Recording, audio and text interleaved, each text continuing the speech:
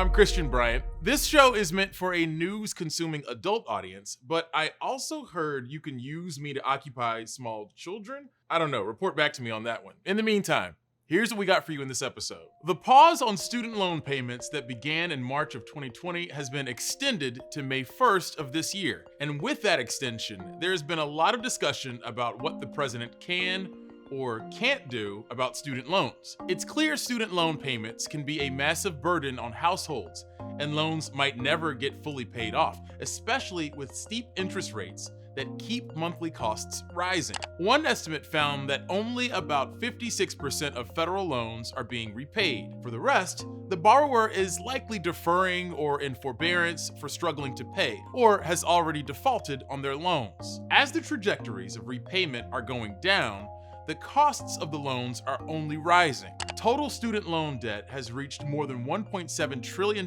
and it's far larger than the estimated totals for credit card debt or auto loans. No wonder why recent polling showed 62% of Americans support at least some kind of student loan forgiveness. But it's proven tricky in Congress to make that forgiveness happen, despite the clear crisis we've found ourselves in. So, why is that? To begin with, there's still some confusion over who can actually do something about this. If you ask the president's administration, they'll point to Congress. If Congress sends him a bill, he's happy to sign it.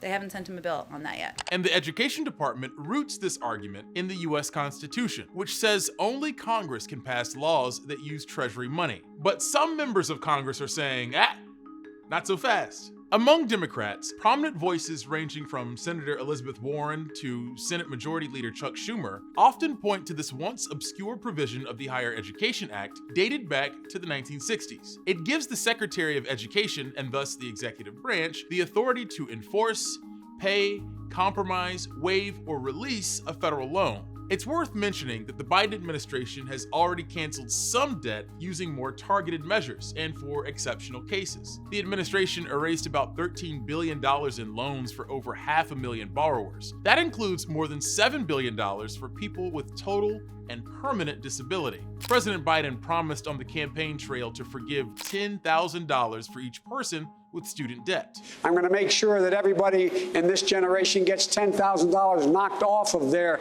student debt as we try to get out of this god-awful pandemic. But some Democrats in Congress are calling for as much as $50,000 in loan forgiveness, a sum which, based on Senator Warren's analysis of Department of Education data, would erase student loan debt for 36 million Americans. President Biden could cancel $50,000 worth of student loan debt basically with the stroke of a pen. And so the legal and political debate over who can forgive what continues. So, can Congress act here? Yes, but there are a few points of contention beyond just how much to forgive.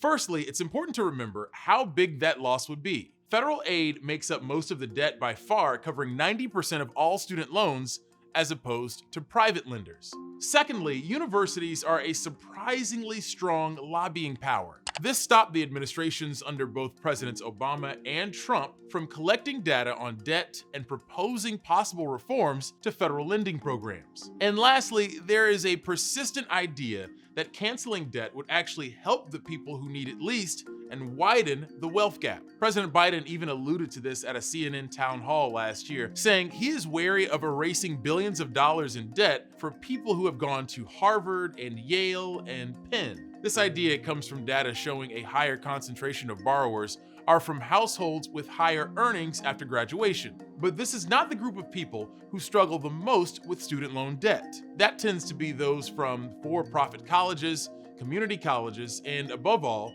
those who can't finish their degree. Even though the amount borrowed is less than, say, someone with a graduate degree, borrowers with less than $10,000 of debt on average are most likely to go into default. So, until May arrives, it's unclear if we'll see the executive branch step in to forgive some debt, and the debate over how much of America's student debt should be wiped clean will press on. What is clear is that the ballooning problem of inescapable student debts is rapidly becoming too big to ignore.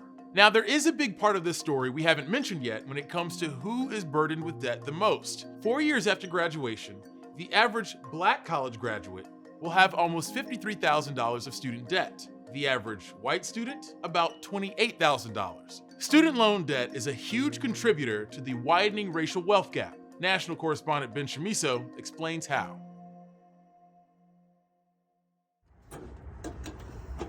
Special ed teacher Tamika Jackson has been renting this house on the south side of Chicago for over 10 years. I want a home, but according to all of this, will I be ever able to afford a home? She dreams of buying her first home and moving her family to a safer neighborhood. I have a 16-year-old son, that I worry about because it is gang violence over here. But she's trapped because of the hundreds of thousands of dollars she owes in student loans. It prevents me from doing so many things. Growing up poor, Jackson charted a new course by doing what no one in her family had ever done, pursuing higher education, a pursuit she was only able to afford by taking on many student loans. I had no money. My mom was strung out on drugs. Today, she says her loans add up to more than $500,000. I don't know what to do. The 40-year-old mother says multiple family tragedies and her modest salary as a public school teacher made it all but impossible to reach financial stability.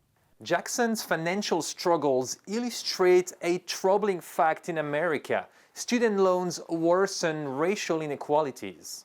Well, student loan debt is contributing to a racial wealth gap.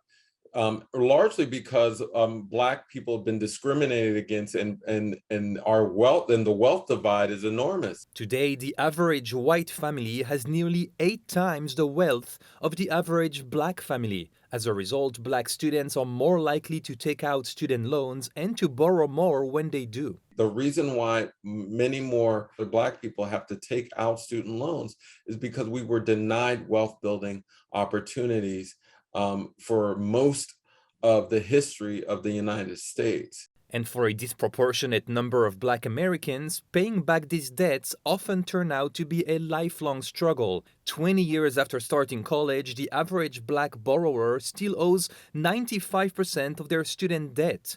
Brandeis University researchers say that compares to only 6% for the average white student nationally. As for Jackson, she urges lawmakers to cancel as much student debt as possible to free people like her from stifling financial burden.